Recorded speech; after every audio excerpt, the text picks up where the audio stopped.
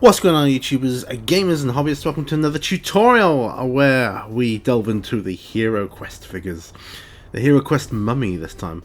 Now, he's already been primed with Vallejo white, and I'm doing that grey white with a bit of Lamea medium just to put on a few areas, just to give a little bit of depth to the way my next paint will come out. Hopefully, that was the idea anyway. That was the idea behind it. Of course, you don't have to do that. You can just prime in white. Remember, this is a very simple tutorial because the feel of Heroquest, the classic Heroquest, was simple paint jobs, right? So that's what we're aiming to emulate with this. So, with that in mind, we pop these on a few different bandages here, just here and there. It's great detail, by the way, for this. So we're going on with Contrast Black Templar.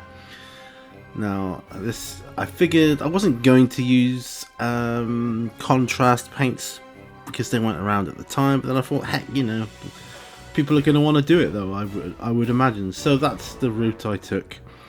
Black Templar over the whites, and to be honest, he looks pretty good once this stage is complete, and you can stop there if you want to, but I just did one more stage of the painting, which was to further bring up the highlights. Now he looks quite black with that. He dries a bit lighter once it falls into the recesses, so don't worry about that. Just get him in shot there. So you see, he's an old mummy, be thousands of years old, so you know that's nothing to worry about there. I'm just trying to mop up some of the areas where it's poured a little too much for my liking, and that's what I did.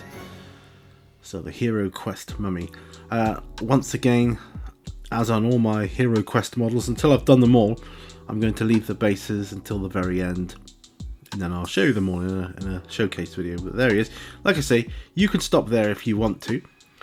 But for me, I just wanted just a little bit more. Just go a little bit further. So, there he is, all dry. As you can see, dries a lot lighter than when you put it on.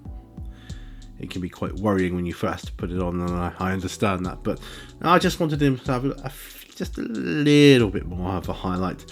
So I went with Citadel's dry paint Longbeard Grey, and as you can see on my brush, hardly any paint on it, on the bristles there.